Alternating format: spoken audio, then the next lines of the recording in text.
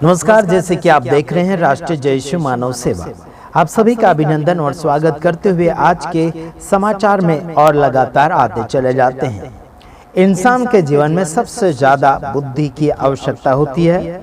कई बार कहावत हमने सुना है और हमने भी कई लोगों के ऊपर वो कहावत इस्तेमाल किया है।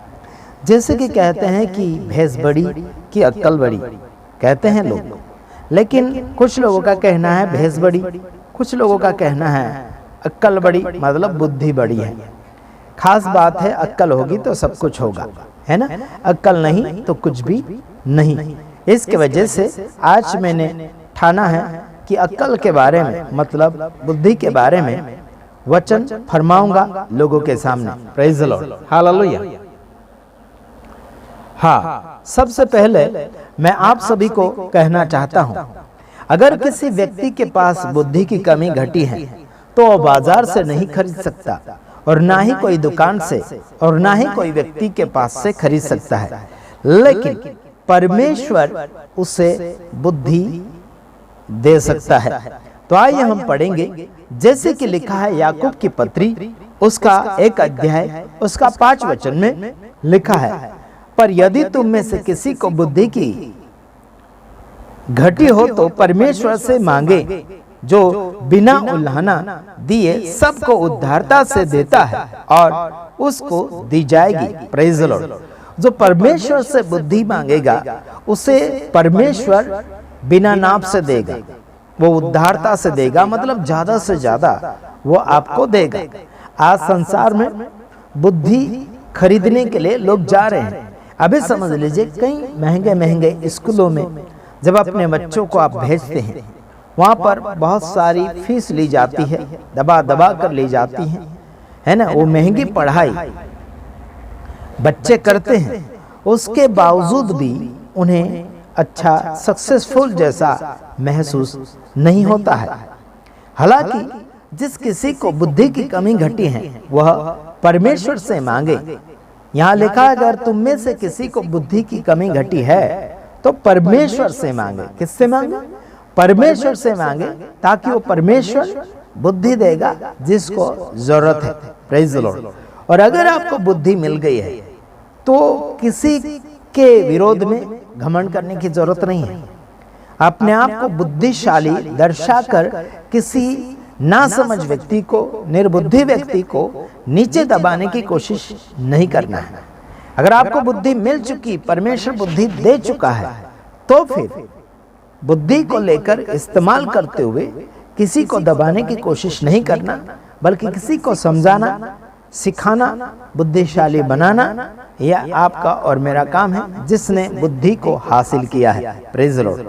आइए देखते हैं नीति वचन उसका 4 अध्याय उसका 6 वचन से 7 वचन तक हम देखने जा रहे हैं। बुद्धि को न छोड़ और वह तेरी रक्षा करेगी, उससे प्रीति रख और वह तेरा पहरा देगी। Praise the Lord, hallelujah. यहाँ लिखा कि बुद्धि को नहीं छोड़ना है, और यहाँ यह भी लिखा कि बुद्धि आपकी रक्षा करेगी, मतलब बचा लेगी, संभाल लेगी, कहीं आपको बेइज्जत नहीं होने देगा, आपको नीचे नहीं गिरने देगी बुद्धि। Praise the Lord. और ये आपका पहरा देगी, आपकी रखवाली करेगी बुद्धि। Praise the Lord. समझ रहे कि नहीं समझ रहे? आपकी सुरक्षा करेगी बुद्धि। आगे लिखा, हाँ, श्रेष्ठ, यानी कि बुद्धि श्रेष्ठ है, इसलिए उसकी प्राप्ति के लिए यत्न कर। क्या लिखा? बुद्धि महत्व है, मतलब सबसे ज्यादा अच्छी बुद्धि है, इसको प्राप्त करने के लिए कोशिश करे रहो, है ना। यत्न का मतलब है कोशिश, है ना। अपना सब कुछ खर्च कर दे ताकि समझ को प्राप्त कर सके। Praise the Lord. अपना सब कुछ खर्च कर दे ताकि समझ को प्राप्त कर सके। Praise the Lord, hallelujah. कई बार लोग कुछ खर्चा नहीं करते, फ्री में सब कुछ कोशिश करते हैं। नहीं, आपका समय खर्चा कीजिए, आपका जो भी उसको प्राप्त करने के लिए खर्च होता है उसको आप खर्च कीजिए, लेकिन सोच समझ कर खर्च करो, कहाँ खर्च करना कहाँ नहीं करना है। अपना समय भी ईमानदारी के साथ और सही रीति से इस्तेमाल करना है, खर्च करना है। तो आपको आगे की ओर बढ़ते चले जाना है। बुद्धि अगर चाहिए तो परमेश्वर देगा, और बुद्धि अगर परमेश्वर दे दिया है तो उसे छोड़ना नहीं है, ताकि वो आपकी रक्षा करे। और क्या बनना चाहिए, आप बुद्धि से प्रेम करो, ताकि बुद्धि आपका पहरा देगी, आपकी रखवाली करेगी बुद्धि। Praise the Lord. उसे प्राप्त करने के लिए समय जरूर खर्च करें। बाकी अन्य चीज भी अगर आप खर्च करना चाहें तो जरूर कीजिए, प्रभु आपको सलामती देगा। Praise the Lord. आइए आगे। हाँ, नीति वचन 1 अध्याय उसका 7 वचन। हाँ, यहाँ पर देखते हैं, यहाँ पर लिखा है यहोवा का भय मानना बुद्धि का मूल है। Praise the Lord. यहोवा मतलब परमेश्वर, जिसे मुसलमान लोग अल्लाह कहते हैं, हम लोग पिता परमेश्वर कहते हैं, जिसने सारी सृष्टि को रचा है, उसे हम यहोवा कहते हैं। और यहोवा का भय मानना ये मूल है। मतलब स्टार्टिंग बात यह है कि एक होम बात यह है कि उसका डर रखना है। Praise the Lord. आज इंसानों को यहोवा का डर नहीं है, यहोवा का डर नहीं है, परमेश्वर का डर नहीं, यीशु का डर नहीं, इंसानों का और अन्य अधिकारियों का डर रखते लोग। उनका भी रखो, लेकिन खासकर होम पेज के ऊपर या फिर होम बात के ऊपर, खास बात के ऊपर ध्यान रखो। सबसे पहले यहोवा परमेश्वर को डरना है। तो हमारे कहने का मतलब यह है, वचन पढ़ने के बाद में यहाँ लगता है हमें कि यहोवा का भय रखना बहुत जरूरी है। आपका नाम शोहरत बढ़ाने से कोई मतलब नहीं है।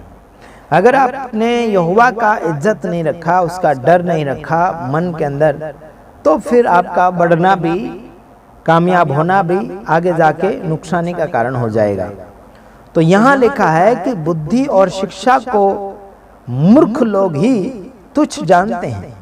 बुद्धि को और शिक्षा को पागल लोग, मूर्ख का मतलब है पागल व्यक्ति, उसे तुच्छ जानता है, खराब जानता है। कोई अगर सिखाता है, समझाता है, तो व्यक्ति अगर नहीं समझ रहा है या फिर नहीं मान रहा है, उसे खराब रीति से या फिर उसे मजाक रीति से ले रहा है, तो उस व्यक्ति को पागल कहा गया है। समझ रहे मेरे भाइयों बहन, उस व्यक्ति को पागल कहा। अगर इस बात को नहीं मानता है, इस बुद्धि को नहीं समझ रहा है ना, यहोवा के भय को नहीं समझ रहा है, तो उस व्यक्ति को पागल की गिनती में डाल दिया गया है। फिर आप कहेंगे कि आपने हमें पागल क्यों कह दिया। यारो, मत्ती की किताब में लिखा है एक जगह कि अपने भाई को अगर मूर्ख कहोगे तो दंड के अलावा बचोगे नहीं, मतलब दंड मिलेगा, ऐसा करके वहां लिखा है। लेकिन यहाँ ये बात आई है कि ये मूर्ख है ना, मत्ती में भी लिखा मूर्ख, अगर अपने भाई को अगर मूर्ख कह दिया तो दंड जरूर मिलेगा, ऐसा बात आई है। वो बात अलग है, यहाँ बात अलग है। अगर ये व्यक्ति नहीं मान रहा है, नहीं समझ रहा है, तुच्छ समझ रहा है बातों को, तो इस व्यक्ति को मूर्ख कहा गया है। साधारण शब्दों में इसे पागल भी कहा जाता है। तो आजकल जो व्यक्ति नहीं समझना चाहता है और इन बातों को हवा में उड़ा रहा है, फालतू में गिन रहा है ना, मजाक की रीति से ले रहा है या फिर अनदेखा कर रहा है, तो इस व्यक्ति को पागल और मूर्ख की गिनती में डाल दिया जा रहा है। इसमें हमारी गलती नहीं है यारों। तो ध्यान रखना, मूर्ख और पागल ना बने, समझदारी से बातों को समझे, माने, चाहे वो छोटा व्यक्ति सिखा रहा हो, चाहे वो बड़ा व्यक्ति सिखा रहा हो। ठीक है, तो आइए अगला वचन आपके सामने फरमाते हैं। नीति वचन उसका 3 अध्याय उसका 13 और 14 वचन हम आपके सामने पढ़ेंगे, है ना। यहाँ लिखा है, क्या ही धन्य है वह मनुष्य जो बुद्धि पाए। Praise the Lord. क्या ही धन्य है जो मनुष्य बुद्धि पाए। बहुत ही अच्छा इंसान है जो बुद्धि की प्राप्ति कर लेता है, उस व्यक्ति को धन्य की गिनती में डाल दिया जा रहा है। अगर आपने बुद्धि प्राप्त नहीं की तो आपको पागल की गिनती में गिना जा रहा है, चाहे वो आप हो गया चाहे हम हो गए, पागल की गिनती में डाल दिया जाएगा। तो यहाँ आगे ये भी लिखा है, वह और वह मनुष्य जो समझ प्राप्त करें, समझ प्राप्त करने वाले व्यक्ति को भी धन्य कहा गया है। फिर जो उपलब्धि बुद्धि से प्राप्त होती है वह चांदी की प्राप्ति से बड़ी और उसका लाभ शुद्ध सोने के लाभ से भी उत्तम है। प्रेज़ लो।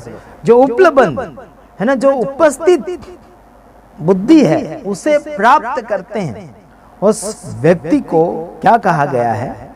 वह चांदी की प्राप्ति से बड़ी है।